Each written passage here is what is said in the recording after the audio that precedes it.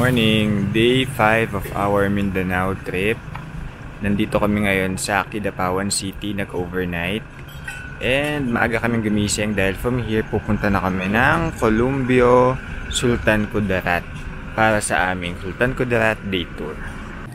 And after more than an hour na biyahe mula Kidapawan City, Cotabato Province, nandito na kami sa Columbio Sultan Kudarat. Inaantay lang namin yung isang sasakyan namin kasi yung van namin hindi makakapanik doon sa La Palmera dahil medyo rough road doon. So lilipat yata kami ng mas mataas na van or sasakyan. Breakfast muna kami dito sa Columbio Sultan Kudarat. Yung ba yung pang matagalan na ulam? Ang Sultan Kudarat tour na ito ay day 4 of our 4 days 3 nights Soxargen plus Maguindanao trip. This tour is organized by La Cuacherang Negra, a travel coordinator who organized different tours in Mindanao. And after ng 15 to 20 minutes na 4x4 ride from Columbio, nandito na kami sa La Palmera Mountain Ridges. So, last March, nagkaroon ng grass fire dahil sa sobrang init. Kaya kung mapapansin nyo, mga kulay green pa, ay kulay black pa, yung ibang part ng ridges, lalo na dito. Pero green na green talaga yan dati, kaya sobrang ganda yan tignan. Pero ngayon nga, at least medyo may tumutubo na ulit na bagong grasses. So, mas maganda siya ngayon. Kumpara nung March, yung kakasunog lang niya.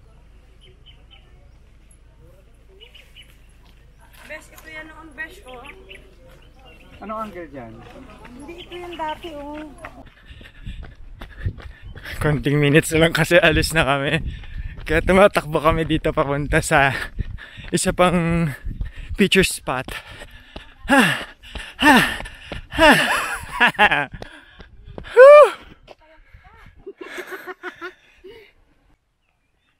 Ayan. After mga 30 minutes na 4x4 ride, nakarating na kami dito sa La Palmera Mountain Ridges sa Columbio Sultan Kudarat. Yan, sobrang ganda dito kasi tanaw na tanaw mo yung mountain ridges na kulay green. Sobrang ganda lalo na ngayong morning yung sikat ng araw. Kaya perfect to chill kahit mga 30 minutes to 1 hour okay na dito. Madaming nagpupunta dito. Isa to sa pinakasikat sa Columbio ngayon lalo na nung na-feature siya sa social media. Kaya pala La Palmera Mountain Ridges kasi madaming ganitong palm trees na tumutubo rito. Ang La Palmera Mountain Ridge ang isa sa pinakasikat na tourist spot ng Sultan Kudarat.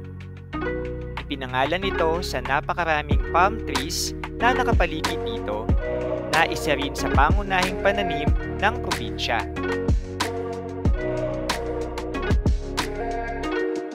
Nandito kami ngayon sa entrance ng underground cave and 7 waterfalls. So mag-hike lang kami for 30 minutes. Yun yung dadaanan namin, may mga ilog-ilog. Tapos may dadaanan din kaming mountain ridges konti. And ayun na, underground. Doon na kami sa underground cave. Tapos noon 7 waterfalls. Update.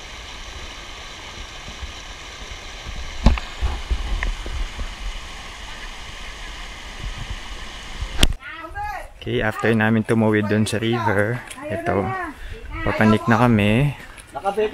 Sabi 20 to 30 minutes hike lang daw to. And madali lang naman daw. Papunta doon sa underground cave. Ayan, dito kami sa papanik na part. Medyo mahirap siyang panikin kasi matarik and madulas. After here, Oo nga, may tukod pala. akit nandito, tapos doon na kami sa taas ng bundok. Ayan, after ng papanik, meron kaming dinadaan ngayon na may mga mountain ridges din. Nakita nyo yung ibang part niya, parang nasunog because of the summer heat. Ito, rest stop. Okay, after ng mga 20 minutes na hike, narating na namin yung first destination. And tatlo pala yung pupuntahan. Underground cave. Tapos yung Seven Falls. Tapos etong tinatawag nilang Fetam Clego Waterfalls. Fetam Clego. Tayo. Wow. So kung makikita nyo, sobrang linaw ng tubig and ang ganda ng kulay niya. Tapos ito yung waterfalls. Gandun. May mga cottages din. So kung gusto nyo dito na lang kayo, kagaya nitong iba, dito na lang sila, magsiswimming sila dito. Ayan, pagpanik lang pala dito sa Fetam Clego Falls. Ayun, nandun na yung underground cave. Bali, papanik lang doon, tapos may entrance doon para makita yung mismong cave. So, punta na kami ngayon doon. Ayan, ito na yung underground cave. Ayun o. Magpipicture. Magpipicture lang kami doon and konting langoy. Yung kapuntahan natin. Medyo madulas lang yung mga bato.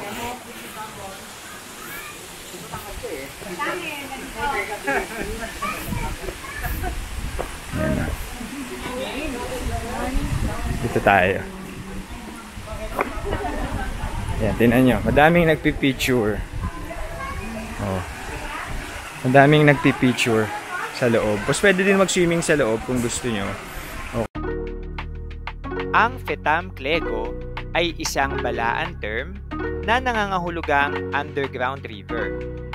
At tinatawag din itong Sinapulan Underground River.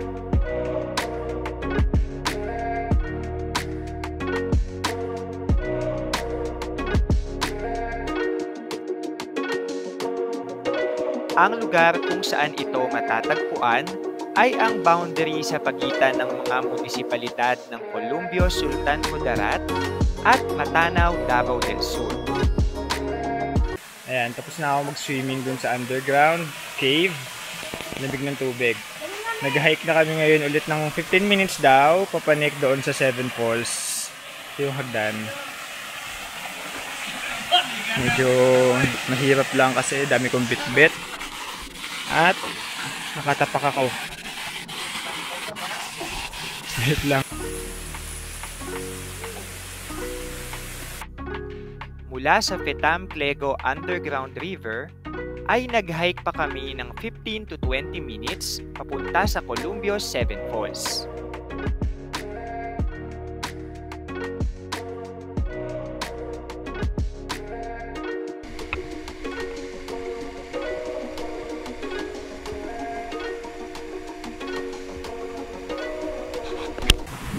Ayan, after 15 to 20 minutes na hike, ito, narating na namin yung Seven Falls. Kaya siya Seven Falls kasi parang hindi lang siya yung isang waterfalls na isa lang yung bagsak. Madami siyang binabagsakan. Actually, parang hindi nga 7 lang to eh. Parang madami. So dahil dyan, madami din basin na pwedeng pag-swimmingan. Kukuha lang kami ng cottage dun sa taas, tapos magsiswimming na kami dyan. Yan, dito na kami sa cottage namin and sobrang ganda kasi katapat na katapat lang namin yung Seven Falls. Ayan, ganyan siya kaganda. Ganyan kadami yung falls niya. Hindi lang talaga siya 7. Pero natin sa taas yung pinakaunang waterfalls niya. Magsiswimming lang kami dito. Nakita niyo yun, may mga soft drinks na nakalublob sa tubig para lumamig. Ibig sabihin, sobrang lamig ng tubig dyan. Yan sila, swimming na. Ang Columbio Seven Falls ay matatagpuan sa Barangay Eday, Columbio, Sultan Kudarat.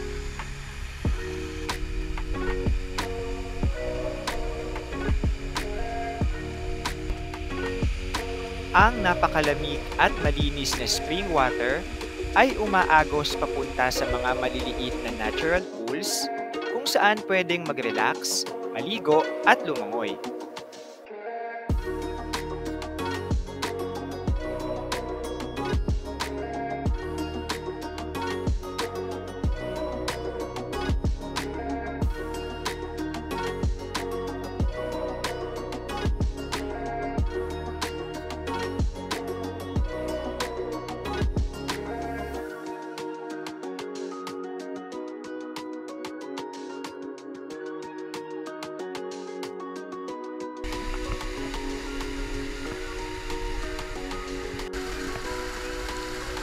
Sulit ang humigit kumulang 2 oras na hike dahil sa dulo nito ay ang napakagandang Columbios 7 Falls.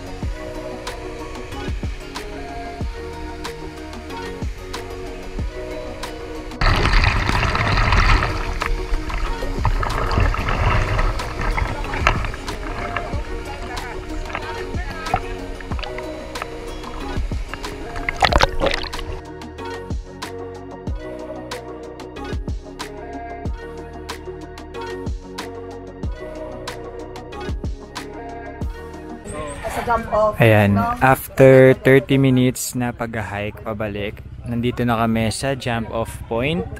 And maghahanap lang kami ng makakainan ng lunch, tapos punta na kami sa next destination namin. Whew, grabe. After 30 minutes na naka 4x4 kami, nasa likod kami ng 4x4, super init and sobrang baku-baku ng daan. Ito, nandito na kami sa Pangadian Falls. Ayan, kung makikita nyo, ang unique sa falls na to ay yung mga rock formations na nakapaligid sa kanya. Parang mga limestone, hindi ko alam kung limestone to, basta kulay itim na gray, and kakaiba yung shape ng mga rock formations. Kaya sobrang ganda.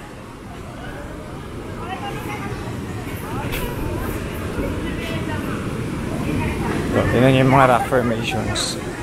Ayan, ganyan siya. Tapos, nandito naman yung falls. Ang Pangadilan Falls ay perfect for nature lovers.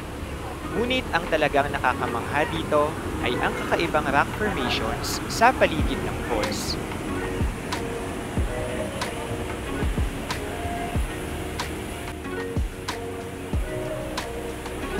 Dito yung picture taking, dyan magpo-post. Huwag na kayo ma, marami sa taas na kapila. Dyan magpo-post. Upo ka lang dun sa bato na yun, tapos goods na. May hagdan doon, bali pila yung mga nagpipicture ngayon. Ang Pangadilan Falls and Rock Formations ay matatagpuan sa Barangay Lomoyon, Columbios, Sultan Kudarat. Ang pamunuan ng waterfalls ay nagdalagati ng maayos na pila para lahat ay may magandang pictures sa Pangadilan Falls.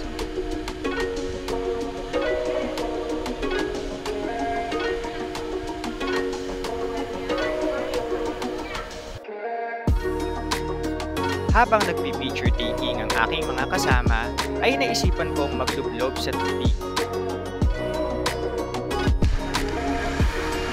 Napansin na natangay na pala ako ng agos.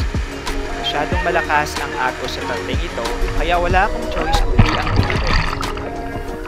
Overall, isa itong masayang experience and must visit ang Pangadilan Falls kapag kayo ay nasa Columbios, Sultan Kudarat.